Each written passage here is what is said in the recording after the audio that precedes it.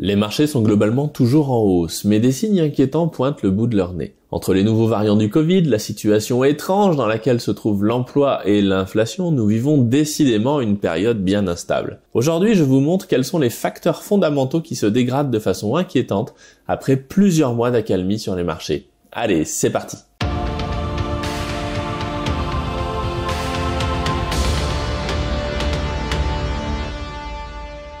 Une première information inquiétante vient d'une hausse du trouillomètre des market maker managers. En plus clair, il faut savoir que l'argent placé dans des produits dits sans risque, comme les contrats d'assurance ou autres produits à capital garanti, travaille de leur côté pour servir les rendements promis. Au milieu de ce système se trouvent les market maker managers qui prennent les décisions d'allocation du capital. Pour faire simple, ce sont eux qui promènent l'argent dans les marchés financiers avec la double contrainte de gagner un peu de sous ou d'en perdre le moins possible dans le cas des taux d'intérêt négatifs, mais aussi de ne pas prendre de risques sur le capital. Pour faire court, ce sont 761 milliards de dollars qui sont passés des comptes des banques commerciales vers le marché que l'on appelle reverse repo, autrement dit dans les comptes de la Fed, la banque centrale américaine. Ce graphique vous montre les dépôts sur le marché du reverse repo. C'est juste ahurissant. Notez bien que jusqu'à fin 2013, c'était un marché marginal dans le système financier. L'argent était placé dans le système bancaire car le marché interbancaire fonctionnait bien. Et puis, les crises de 2008 et la crise de l'euro en 2012 ont révélé un système financier complètement malade. Donc, les acteurs financiers qui ont besoin de sécuriser leur argent le font au travers de leur banque centrale bien plus fréquemment, quitte à gagner un peu moins d'argent. Cela a deux grandes implications. La première, c'est une alerte importante de l'augmentation du risque dans le secteur financier et bancaire. Le sol bouge. La deuxième, c'est que cela vient diminuer la capacité des banques à prêter de l'argent car nous vivons dans un système de réserve fractionnaire. Si l'argent en dépôt dans les banques diminue, leur capacité à prêter de l'argent diminue aussi. C'est donc un facteur déflationniste potentiellement puissant puisque ce mouvement vers le marché du reverse repo représente près de 20% des réserves bancaires. Enfin bon, tout cela est d'ordre réglementaire, donc en cas d'urgence, j'imagine que la Fed ne sera pas à une manipulation près. Si vous voulez tout savoir de cette crise du reverse repo, George Gammon en a fait une analyse détaillée de 3/4 d'heure sur sa chaîne. Autre phénomène inquiétant, c'est la situation de l'emploi. Aujourd'hui, nous sommes confrontés à deux faits bien particuliers et assez étranges. D'un côté, le nombre d'inscriptions au chômage reste record, avec environ 350 000 nouvelles inscriptions par semaine. Or, en temps normal, on est plutôt à 200 000 par semaine. Comme nous sortons d'une période où le taux de chômage a explosé et que les usines réouvrent, nous devrions avoir un nombre d'inscriptions au chômage très faible. Imaginez bien qu'en ce moment, beaucoup de secteurs économiques font face à des difficultés de recrutement. Nous avons vu passer cette annonce de certains McDonald's qui donnent $50 à tous ceux qui veulent bien se présenter à un entretien d'embauche. Pourtant, on a du mal à croire à une réelle pénurie de main-d'œuvre tant le manque d'emploi était élevé avant la crise des mesures anti-Covid. Alors les médias commencent à s'interroger sur d'autres raisons qui justifieraient ces pénuries de main-d'œuvre. Et oui, finalement, quelque chose de plus profond et de plus embêtant semble se profiler. Avec toutes les aides qui ont été envoyées, les possibilités de télétravail et les minima sociaux disponibles, beaucoup de personnes commencent à reconsidérer la place du travail dans leur vie de façon différente. En réalité, c'est un mouvement de fond qui était déjà présent mais progressif. Appelez ça exclusion de l'emploi ou hausse du chômage, mais tendanciellement, la quantité de personnes en âge de travailler et qui occupent un emploi diminue. La crise des mesures anti-Covid a permis de mettre un coup d'accélérateur violent à ce phénomène. À l'heure où l'on parle de revenus de base, de théorie monétaire moderne ou encore d'hélicoptère-monnaie, une part de plus en plus importante de personnes semble chercher des équilibres personnels différents. Je le vois bien dans ma campagne, si vous faites le choix d'aller vivre dans une campagne où l'immobilier est peu cher et que vous cherchez à vous débrouiller par vous-même avec votre potager et quelques boulots d'appoint au black, vous pouvez vous en sortir tout aussi bien qu'avec un travail salarié au SMIC en profitant d'une qualité de vie meilleure ou du moins une qualité de vie choisie.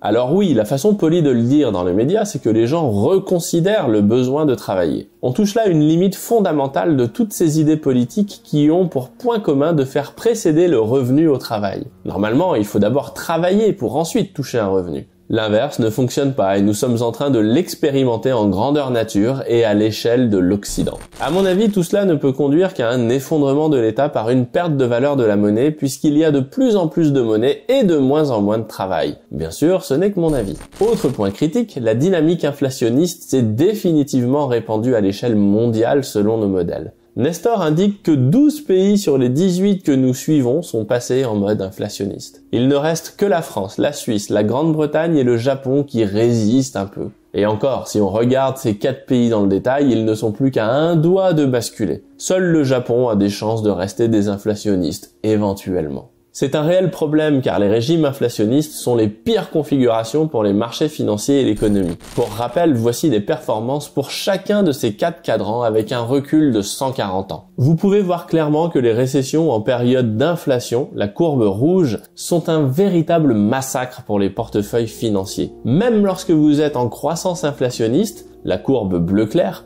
votre portefeuille performe moins bien qu'en période de récession désinflationniste, c'est-à-dire la puissance de l'inflation sur les marchés. Toutefois, cela se comprend bien car l'inflation vient dévorer les ratios prix sur bénéfice, les fameux PER. Tiens, d'ailleurs, où en est-on sur ces PER? Eh bien là aussi, nous sommes à des records historiques. Seule la bulle Internet a fait mieux, si je puis dire. C'est à ce composant des marchés que l'inflation va s'attaquer tôt ou tard. Cela vous donne une mesure de la chute potentielle si nous revenons à des PER entre 5 et 10 qui reflètent des plus bas en période de gros crack. C'est pour cela que dans ma lettre d'investissement que je co-rédige avec Didier Darcet et Guillaume Rouvier, nous vous donnons une analyse du timing des marchés dans la lettre du mois de juillet afin de savoir comment prendre vos dispositions. Didier vous donne une analyse précise du contexte macroéconomique, l'analyse de nos cadrans financiers dont vous pouvez disposer dans notre logiciel d'assistance à la gestion libre, Nestor. Et pour ma part, je vous donne une liste d'actifs anti-crise pour vous permettre de vous retourner.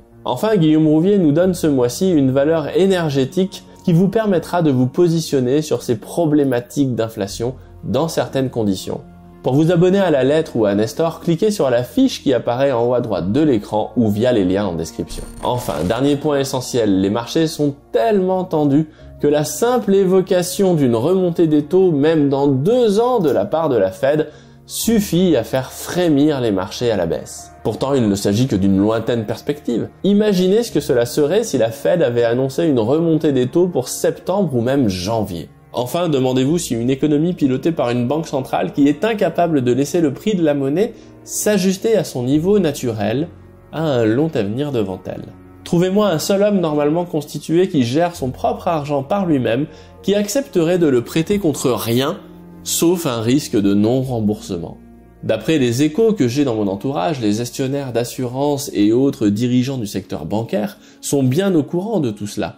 Le problème, c'est qu'ils ne sont pas libres de faire ce qui est le mieux pour leurs clients. La réglementation les obligeant à acheter toujours plus d'obligations d'État pour financer ce léviathan qui est incapable de normaliser ses dépenses largement au-dessus de ce qu'il gagne.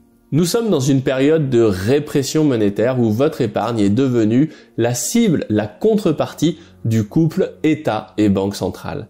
Alors préparez-vous pendant que nous avons encore une liberté de mouvement totale avec notre épargne, à défaut d'avoir une liberté totale de nos mouvements tout court. Sur ce, à bientôt pour de nouvelles vidéos. Ciao! Si vous aimez mes vidéos, abonnez-vous et pensez bien à cliquer sur la cloche pour être notifié lorsque je publie de nouveaux épisodes. Et pour recevoir le guide de l'investissement de ceux qui y ont déjà réussi, inscrivez-vous ici.